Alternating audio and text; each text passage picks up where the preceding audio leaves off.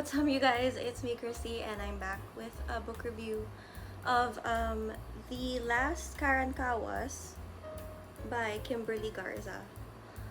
It's actually been a while since I've done a book review. I didn't really even do them when I was on booktube more frequently because it takes a lot, like, what remembering what you feel, what you think about a thing, and I also don't like stopping reading and taking notes in the middle. So I will preface this book review by saying that I read this back in August of 2002. So some of my memories may not be as clear as they were when I first read it. And at the time I wasn't really doing anything on booktube, so I didn't want to film a review.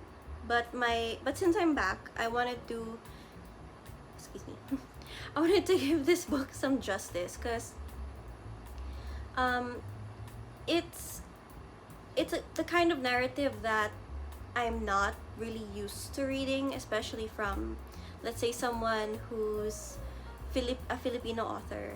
And I'm so used to certain narratives when it comes to Filipino author, and there's nothing wrong with that because you write what you know. So I'm used to, from Filipino authors usually, especially from around here, I'm used to reading like one of three kind of sections. We have the history one, when we were colonized. We have what happened in the 80s. And then we have, like short stories about Filipinos who are millennials or Gen X or something, who like, work in the Philippines, and there's stories about their lives and things like that. So, and like comics, of course. So when I read this, I was surprised by how a Filipina, well, half Filipina, half Mexican American, her voice, her narrative within the book sounded familiar but foreign. So that took me by surprise because I was like, huh, you know. And I know Jessica Hagedorn. She wrote Dog Eaters, and she writes about a Filipina character in her book. But I think, or if I recall, because it's been a while since I read Dog Eaters, that's not even really about a Filipina, the main character and all of that. But there is a mention of a Filipino character. So I was like, it's weird how that one felt more familiar than this, but maybe that's just because my mind was made up in the kind of narrative I thought I was going to be getting, right? So that's just one thing I'd like to preface about what I think about this book, and what I thought about it as a whole and how I'm gonna review it. Because a funny story of actually how I got this galley was, I was messaged by the publishers and they thought I was probably in the States, so they were gonna send me like a physical copy. When they found I was from the Philippines, they sent me a galley instead. So it was really just pure accident, a happy accident really, because I got to read like from the perspective of a fellow Filipina, but who grew up abroad. So in a sense, we are one people, but there's also a foreign element to her writing because her experiences are foreign to mine. So, and you write what you know. So as someone who has like family who migrated abroad to Texas too, I've only seen it from my perspective, like, you say goodbye to them and then they come back and visit. But it's rare for me to really, or maybe I just haven't found the right book yet. If you know one, just recommend. You have someone who grew up there, whose roots, their ancestral roots, come from another country, but in essence they are not. It's like same but different.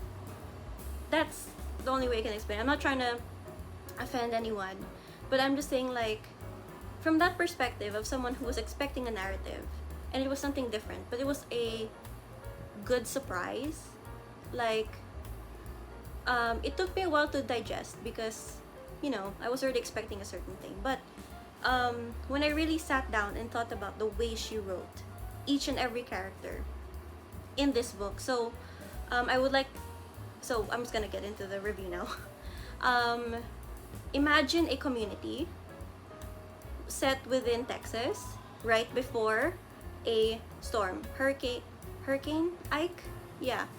So she writes about individual characters right before the storm hits, and how each character has such a life to them that it kind of feels like I would know that person in real life. And one of my favorite characters is like her grandma, the main character's grandma, and how she thinks she's related to the Karankawas or descended from them.